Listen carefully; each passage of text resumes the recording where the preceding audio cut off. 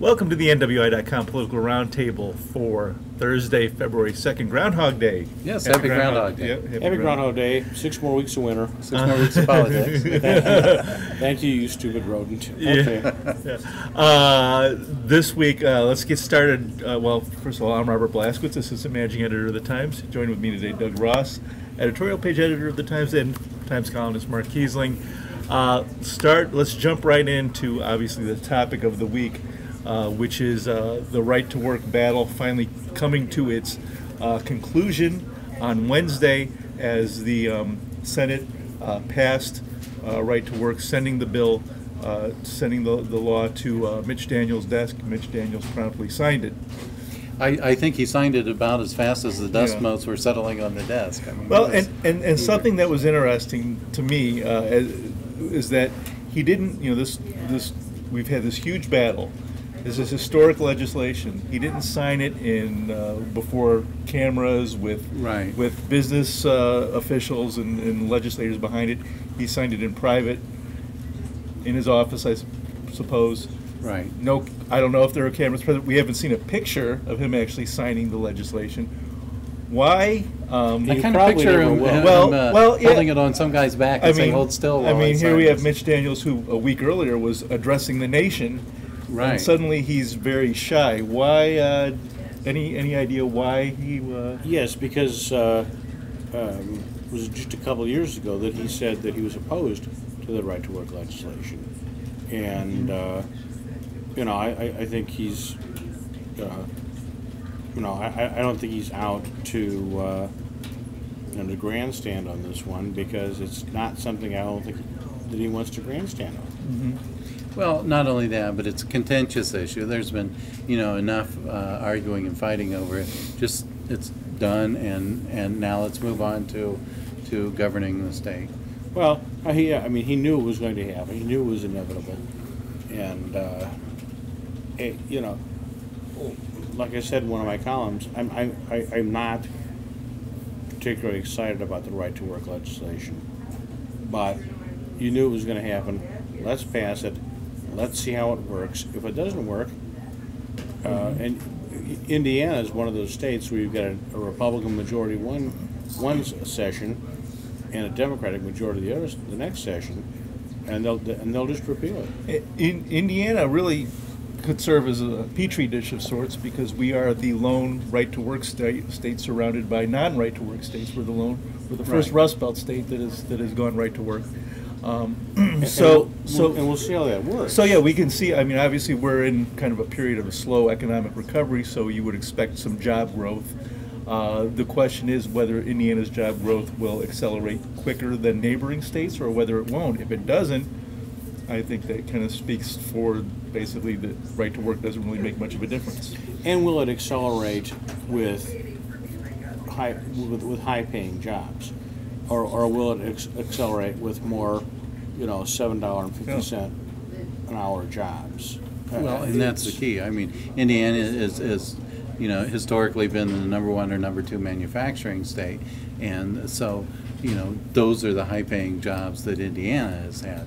Now, how will this translate into manufacturing jobs? How will it translate into the life sciences jobs that Indiana is headed toward with Elkhart, for instance, where you can get several mechanical body parts and so forth made there. Warsaw, in particular. Warsaw makes the artificial hips. Exactly. So Indiana's on the move, and it's with a mechanical joint. But maybe those jobs will grow, maybe not. I think a number of legislators may have been on the move with a joint this time, but What does this mean for Northwest Indiana? We saw basically Northwest Indiana Republicans, for the most part, voted against. Northwest Indiana is heavily unionized. Sure. Period. So they're going to represent their constituents, and they're up for election from that standpoint in this year. So, in a new district because of redistricting. But the question is, Republicans are obviously trying to get more of a foothold in Northwest Indiana and Lake County. We saw in the past year recently the election of a James Republican, Snyder. Jim Snyder and Portage. In Lake County, we saw the election of Hank Adams. So the question is, will this be a step back for Republicans in terms of their maybe growing acceptance that they were starting to gain in the region? I don't think so. I think one of the reasons for it is because of what you just said.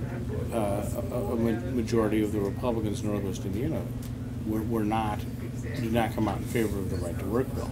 Right. In other words, it shows that they're more interested in representing their constituency and getting reelected, frankly, than they are in partisan politics. They're not particularly interested in what's being said over in Floyd County or something like that. Speaking of interested in getting reelected, we should probably switch topics. Dan Stevenson decided not to run. What do you think of that? Well, Dan's had some health problems, and I don't know if that played a factor in it. But I really think when you look at his record, I don't think it's a positive thing for Northwest Indiana to lose Dan Stevenson, as one of their elected officials. Well, now we should point out that he and Mark Candelaria Reardon were put into the same House legislative district, so they would have had to run against each other. She's already adamant about running and has some Republican opposition in the race already. So it would have been a slugfest there potentially. I was going to say a bloodbath, but yeah, slugfest is a good word. So maybe by bowing out, he gives Mara a shot at success in November. Well, I mean, I guess you could say the same thing about the district where Hank Adams is located. That's going to turn out to be a very interesting race. Right, and things have moved. With the Chet Dobis, is he here? Is he there? And we haven't heard yet from Chet Dobis whether he is going to seek election in which district he's going to seek election. Right, and the filing deadline's next week, so we'll know by this time next week. It'll be interesting, but I still think Chet, even though despite the fact that he is the longest serving, he's in his 42nd year, as I recall it. Yeah, serving member of the legislature. His district has changed demographically, and I think Vernon Smith, the Gary councilman, former Gary councilman, has a very good chance of knocking him off. I think he realizes that, even though publicly he says, well, I can beat Vernon Smith. Privately, I'm not sure he really feels that he can beat Vernon Smith. Speaking of Vernon Smith, he spoke, it seemed like he was speaking against the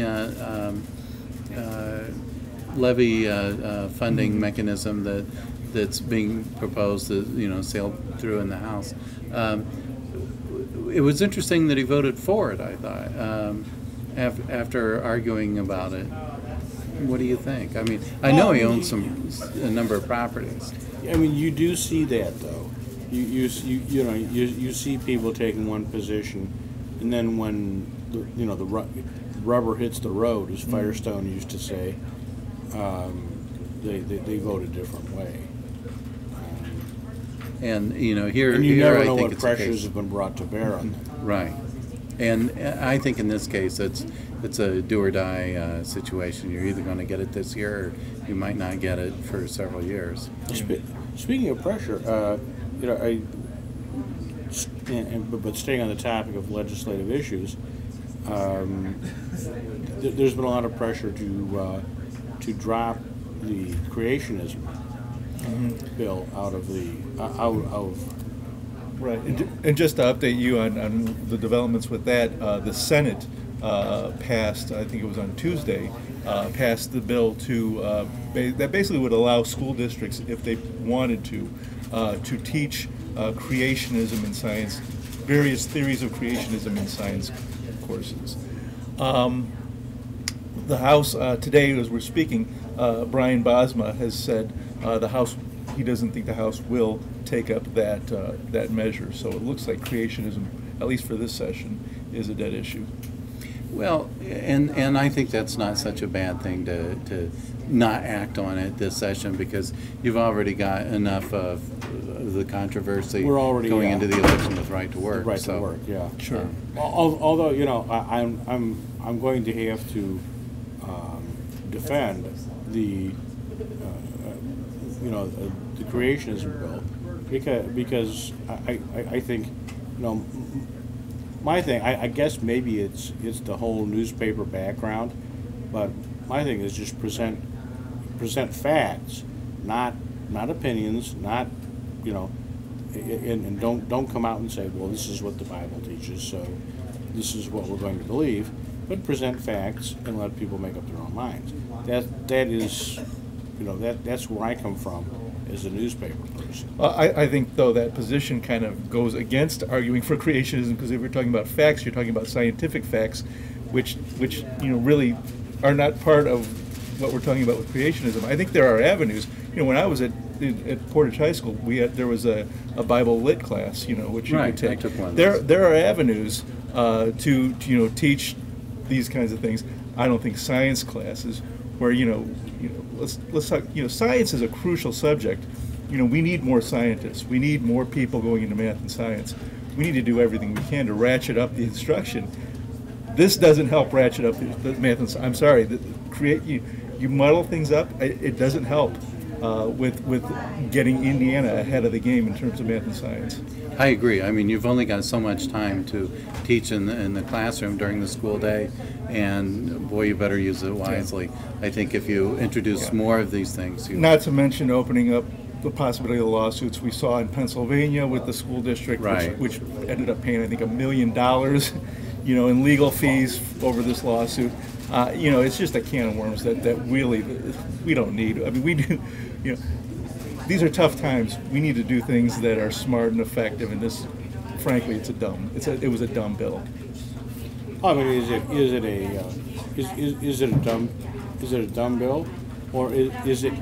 I mean, I really stand against censorship of ideas. I'm not talking about censoring ideas. I'm saying that there's a place for that kind of teaching. Yeah, I mean, the in other question is, classes. There's a world. You can have a world philosophies course. You could have a Bible lit course. There are places where you can talk about these ideas. But what you're saying by putting that into those courses, Sure, is that this does not have any scientific validity. This is just a philosophy that some. But if you have scientific evidence, if you can present scientific evidence, scientific evidence is separate from this. Yeah, scientific evidence belongs in science class. right? Sure. And I think there is enough, you know, with a lot of the recent research, I think there's enough there to at least present this as a scientific alternative. I'm not arguing for it or against it. I'm just saying that you know, you need to present. No one knows, frankly, Robert, where we came from. I mean, no one knows. A lot of people think they know, but no one knows. No one knows whether evolution is true or creationism is true. No one knows that for a fact. And you know, you can say, well, the evidence points this way, the evidence points that way. Fine, do that then, and say, you know, the problem is how people are going to teach it. If they're forced to teach it against their will, then they're going to present it as a crackpot idea. Mm-hmm. So, Right. Well, you know, yeah. this is Which is why I think you get into this kind of territory where you really kind of open up a can of worms, and it's better just to keep whatever you think of scientific evidence belongs in science class. I love opening cans of worms. See, that's my problem. Well, it depends on what you're fishing Yeah. for. I think in this case, the consensus view in the scientific community is that evolution is the mechanism, regardless of what's the reason And behind the the scientific mechanism. community at one time was So- that the Earth was flat. Right, and so that was taught at that So, point. you know, if you want to say, well, this is the consensus of the scientific community, it does not necessarily make it true. You seem to be making an argument against all science courses. Then I mean, if you can't present science as it evolves and theories as they evolve, Well, where are you? Well, unless you can present something, I am against teaching a lot of science courses as fact, because a lot of it is subjective, and it has a world philosophical view Well, behind and it. that's why you're calling us not a science teacher. Okay, well, I think we've opened up enough cans of worms for 1 week. Well, So I love cans of worms. So we thank you for watching. We'll be back next week with another political roundtable.